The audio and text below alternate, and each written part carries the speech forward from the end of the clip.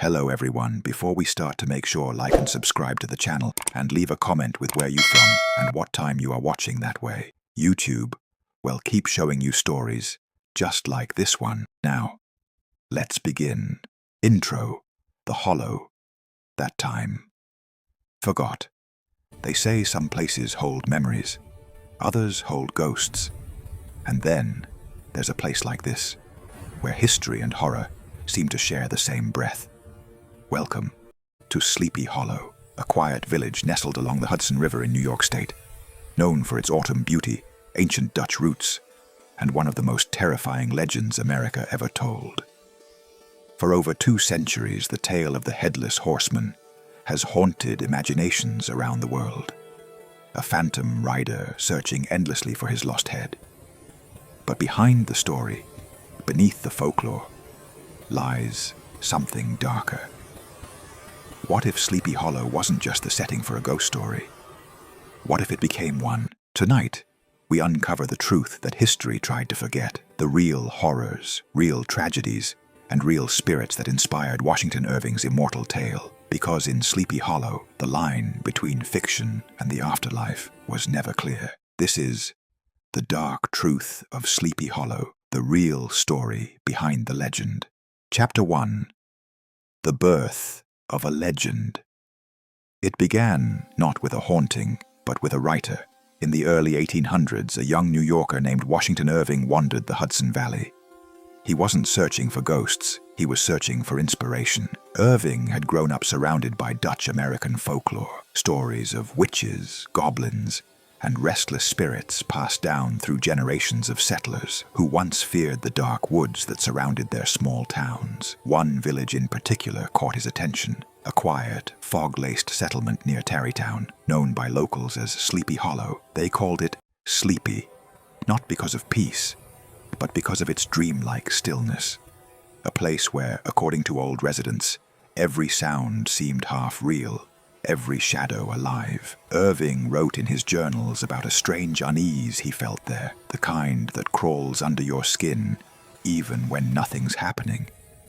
Villagers told him tales of a decapitated soldier who rode the night roads, a Hessian mercenary from the Revolutionary War who lost his head to a cannonball and still searched for it each night beneath the moonlight. Irving turned that whisper into words, and those words became one of the most famous ghost stories in history, the legend of Sleepy Hollow. But few realize the legend wasn't all imagination. Many of Irving's details were ripped straight from real life. The old Dutch church, where he claimed the horseman was buried, still stands today, weathered, moss-covered, and surrounded by ancient graves. The Sleepy Hollow Bridge, described as the horseman's domain, once stretched across the Pocantico River, where locals swore they saw strange lights flicker above the water. And the Van Tassel family. Chapter 2. The Headless Horseman, Ghost of the Battlefield. Before there was a legend, there was a war. And like most legends born from war, this one began with blood. It was the autumn of 1776, during the height of the American Revolutionary War. The Hudson Valley, that same serene land of maple forests and foggy rivers, was once a brutal battleground. British redcoats and their hired mercenaries, the Hessian soldiers from Germany, clashed violently with the Continental Army. The Hessians were infamous, disciplined, fearless, and often merciless. To local farmers, they were the devils on horseback, tearing through fields and villages with sabers raised high. And among them, one rider stood out, a Hessian artilleryman, towering and ruthless, known for wearing a black coat and a gleaming brass helmet. On a fog-choked morning, a cannon blast split the air near White Plains. The rider never saw it coming. The cannonball struck him cleanly, decapitating him instantly. His comrades buried what remained of him near the old Dutch church of Sleepy Hollow, far from his homeland. But the locals said his soul never left. Soon after, strange things began happening along the road between Tarrytown and the old church. Travelers spoke of a headless soldier on a black horse, riding like a storm through the night, his cape whipping through the wind, his sword raised high, his missing head replaced by the glow of a ghostly lantern. Those who dared to cross the bridge near the church claimed the rider would chase them until they passed beyond it, as if some unseen boundary held his spirit back. For generations, locals repeated the story as both warning and folklore. Children were told never to wander alone after sundown. Farmers carried charms made of iron and rowan wood,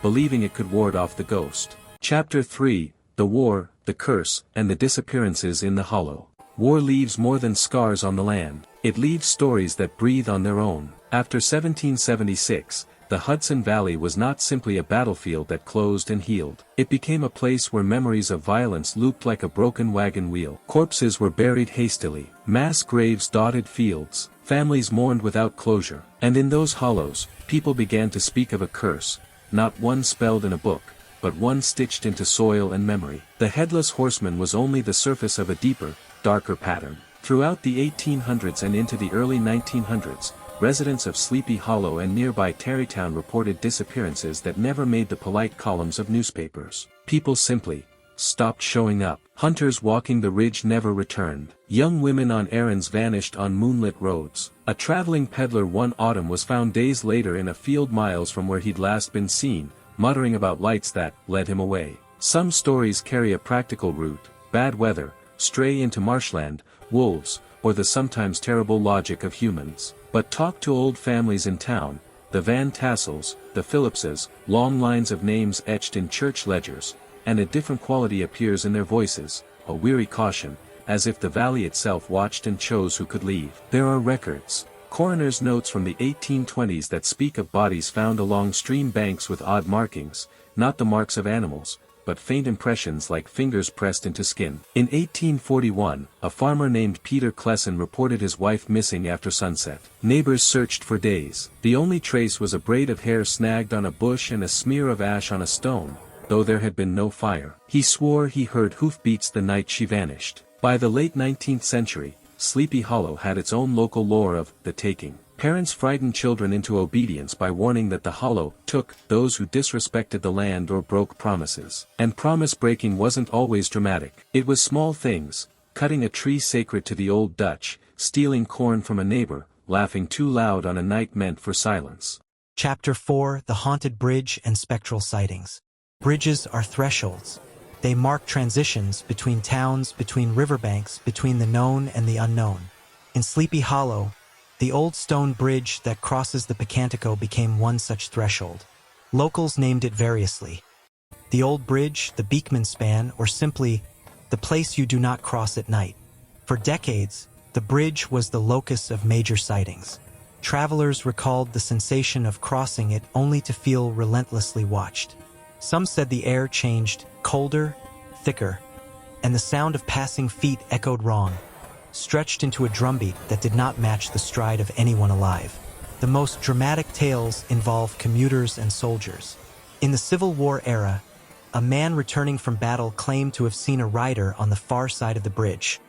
Headless, gaunt, cloaked in mud and dew, the rider pointed toward the west and then vanished into the river mist. The soldier woke in the morning at the edge of town with no memory of how he'd arrived there. Other accounts are smaller but no less unsettling. A woman walking home to her cottage once felt a cold hand brush her shoulder as she crossed. She turned and saw nothing. Years later, she would recount how her infant daughter grew up afraid to cross that bridge alone, claiming, "Someone watches my feet when I step."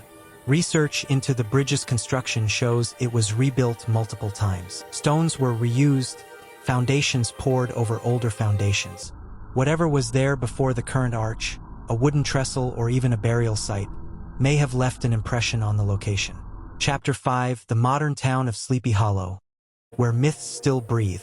Modern Sleepy Hollow is a paradox, a tourist destination by day, and at night a village that keeps its old rituals. Halloween transforms the town into a carnival of scare houses and pumpkin patches. But under the tourist lights, the older rhythms pulse quietly. Walk past the Van Cortlandt Manor, past the Old Dutch Church, and you encounter families who have lived in the valley for generations. They'll smile for cameras and sell postcards of the Headless Horseman, but they also know certain nights are not for strangers. In the 20th century, the town adopted the legend for commerce, and why not? Irving's tale draws visitors from around the world, yet commercialization did not erase unease.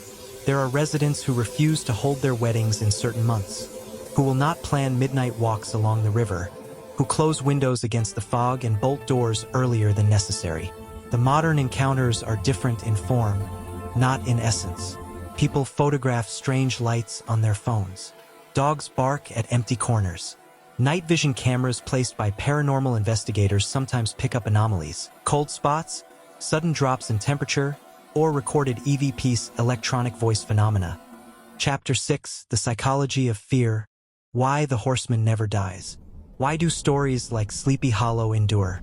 Why do we return year after year to a tale of a headless rider? The answer lies partly in psychology and partly in sociology. Human beings are pattern-seeking creatures. We attach meaning to random events. We prefer narratives that make sense of chaos. Ghost stories do not just frighten us. They explain loss, assign blame, and provide a ritual for fear. Think of the Headless Horseman as collective expression.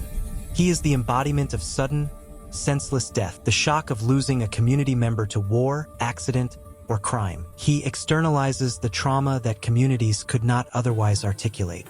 The rider becomes a vessel for every fear of the night.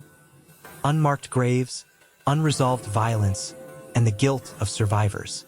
Cultural reinforcement plays its part. Washington Irving's story gave shape to local whispers.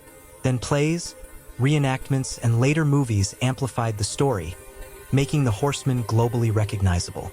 Once a symbol crosses into mass culture, it becomes self-sustaining.